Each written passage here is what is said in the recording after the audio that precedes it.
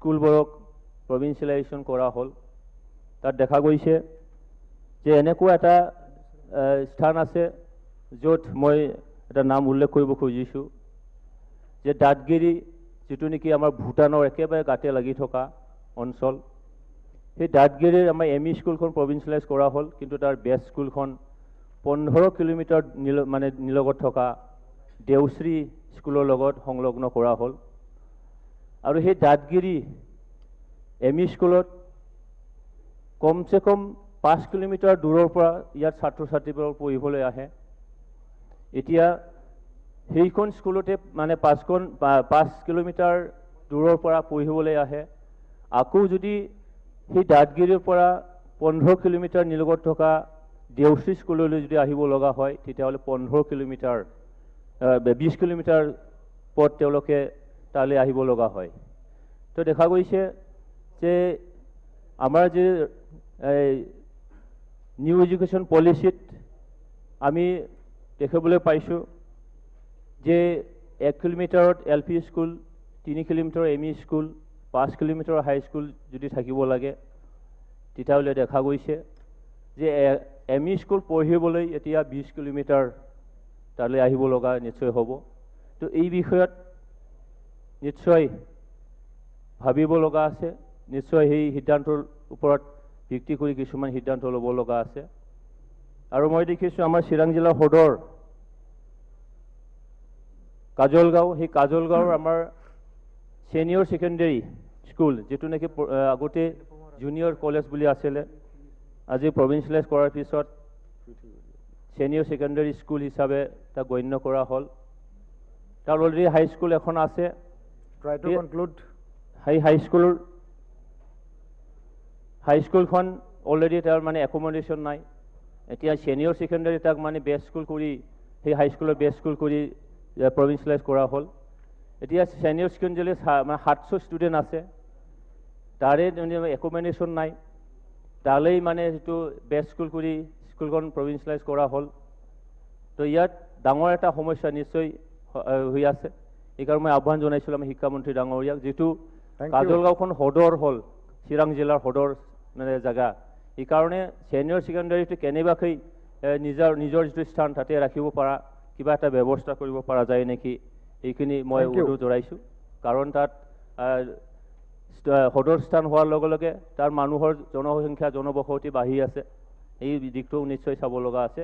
Thank you. তো মই দীঘলীয়া নকৰি সেইখিনি কথা কৈ মোৰ বক্তব্য মই সামৰিছোঁ। ধন্যবাদ। সন্মানীয় সদস্য মনোৰঞ্জন তালুকদাৰ, আপোনাৰ 3 মিনিট এলটেড টাইম, 3 মিনিটতে শেষ কৰিব বুলি আশা কৰিছোঁ।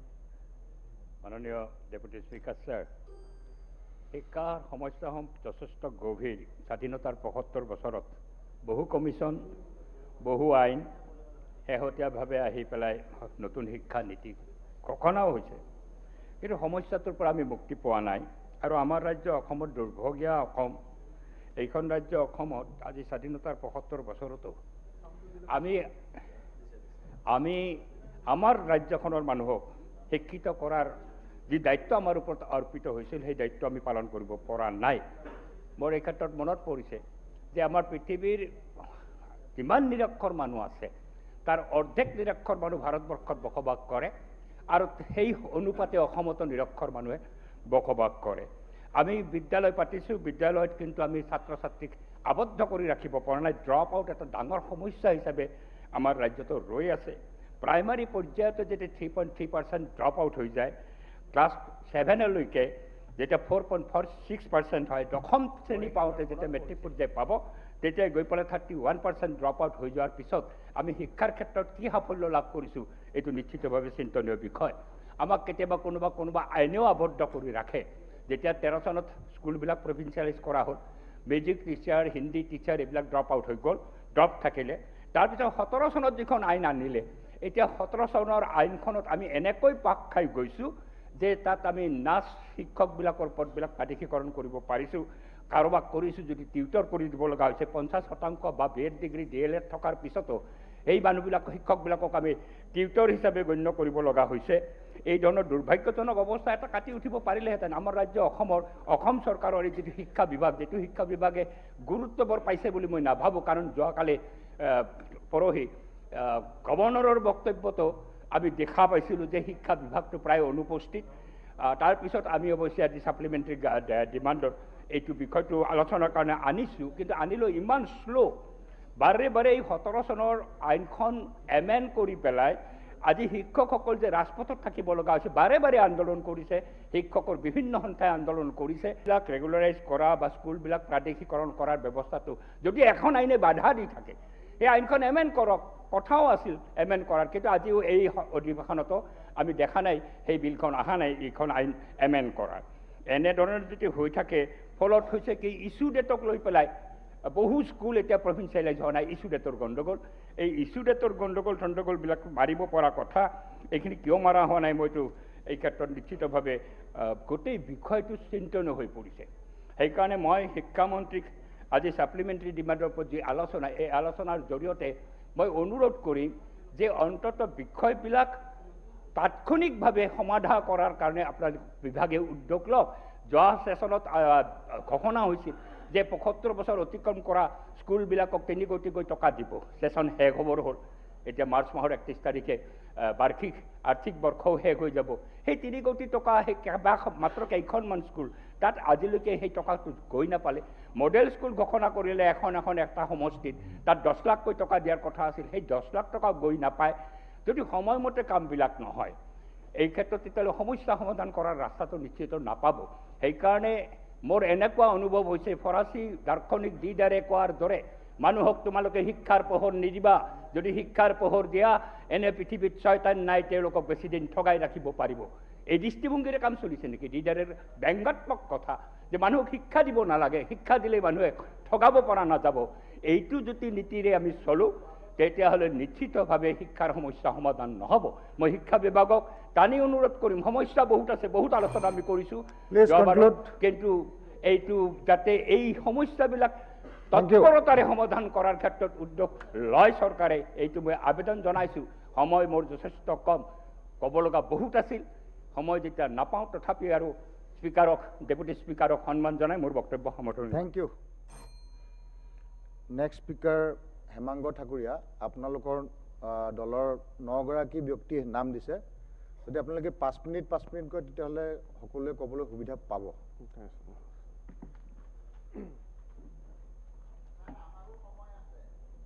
এজিপি শেষ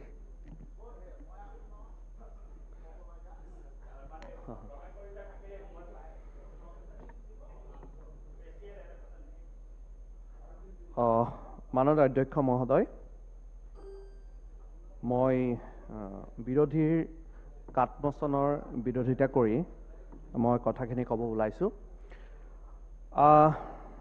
মাননীয় অধ্যক্ষ মহোদয় উপৰোক্ত বক্তাসকলে কোৱাৰ দৰে যেহেতু শিক্ষাই এজন ব্যক্তিৰ জীৱনৰ মূল সম্পদ আৰু যাক আহৰণ কৰি ব্যক্তিজনে নিজক নিজে প্ৰতিষ্ঠিত কৰিব পাৰে আগবঢ়াই লৈ যাব পাৰে আৰু সেইটো কাৰণে শিক্ষাই মানুহৰ জীৱনৰ প্ৰধান আহিলা যিটো লৈ পেলাই নেকি আমি নিজকে নিজে প্ৰতিষ্ঠা কৰিব পাৰোঁ আৰু এই শিক্ষা ব্যৱস্থাটো ইতিমধ্যে সেই কথাটো আমাৰ চৰকাৰে ইতিমধ্যে উপলব্ধি কৰিব পাৰে আৰু সেইকাৰণে বিগত সময়ছোৱাত মই আগৰ চৰকাৰৰ পৰা কৈছোঁ আমাৰ বিজেপি চৰকাৰ 2016 চনৰ পৰা বৰ্তমান দেখা যায় যে শিক্ষা জগতত এটা অসমত বিশেষকৈ এটা নতুন পৰিৱৰ্তন আমি নিজে উপলব্ধি কৰিব পাৰিছোঁ আৰু বিশেষকৈ দেখা যায়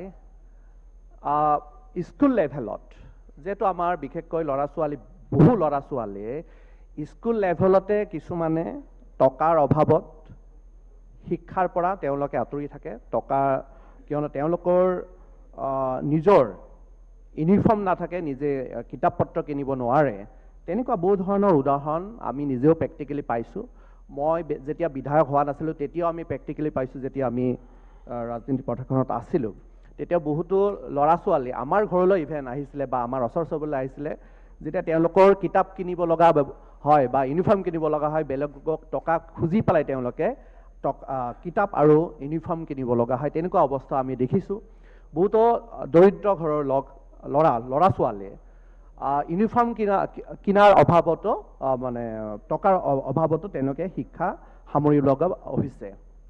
চ' আমাৰ যোৱা বছৰ চৰকাৰ অহাৰ পিছৰ পৰাই দেখা গ'ল যে আমাৰ সেই উপলব্ধিটো আমাৰ চৰকাৰে কৰি পেলাই ল'ৰা ছোৱালীক ইউনিফৰ্ম দিয়াৰ ব্যৱস্থা কৰা হ'ল, ফ্ৰী কিতাপ দিয়াৰ ব্যৱস্থা কৰা হ'ল। আৰু তেতিয়া দেখা গ'ল যে বৰ্তমান যিহেতু মই নিজে এজন জনপ্ৰতিনিধি, মই পলাশবাৰী সমষ্টিৰে কথা কওঁ, যিহেতু মই বিভিন্ন স্কুলত মই নিজে ঘূৰোঁ, এতিয়া দেখা গৈছে যে মোৰ নিজৰ পলাশবাৰী সমষ্টিৰে কথা কৈছোঁ, কিয়নো অন্যবিলাকে ক'ব যে তাত বাকীবিলাকৰ কথা কেনেকৈ জানিলে। মই নিজৰ সমষ্টিৰে কথা কৈছোঁ, মই নিজে উপলব্ধি কৰিব পাৰোঁ। মই যিখন স্কুলত মই নিজে পঢ়িছিলোঁ, সেই স্কুলখনতো এনৰলমেণ্ট যথেষ্ট বাঢ়ি গৈছে। এতিয়া বৰ্তমান এনৰলমেণ্ট এটা সময়ত দেখা গৈছিলে যে প্ৰায়বিলাক ল'ৰা ছোৱালী প্ৰাইভেট স্কুললৈ তেওঁলোকে স্থানান্তৰ হৈছিলে।